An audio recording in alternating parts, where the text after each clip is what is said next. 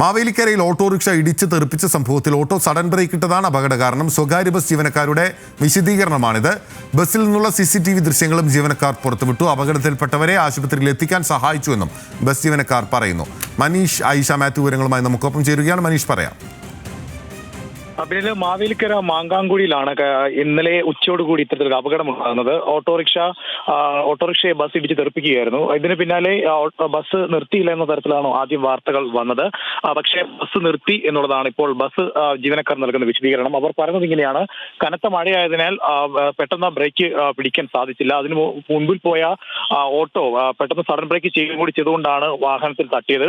പക്ഷെ തട്ടിയ ഉടൻ തന്നെ വണ്ടി ബ്രേക്ക് ചെയ്യാൻ പറ്റാത്ത ഒരു സാഹചര്യമായിരുന്നതിനാൽ അല്പം മുമ്പോട്ട് നീങ്ങി ബ്രേക്ക് പിടിക്കുകയും അതിനുശേഷം ഇറങ്ങി വന്നവരെ ആശുപത്രിയിലൊക്കെ എത്തിക്കാൻ സഹായിച്ചു എന്നുമാണ് ബസ് ജീവനക്കാരുടെ വിശദീകരണം. എന്തായാലും മഴയത്തും കനത്ത സ്പീഡിൽ തന്നെയാണ് ബസ് പോയത് എന്നുള്ളത് ദൃശ്യങ്ങളിൽ, അവർ പുറത്തുവിട്ട ദൃശ്യങ്ങളിൽ തന്നെ വ്യക്തമാണ്. എന്തായാലും ഇതിൽ ഓട്ടോ ഡ്രൈവറുടെ പരാതിയിൽ പോലീസ് കേസെടുത്തിട്ടുണ്ട്.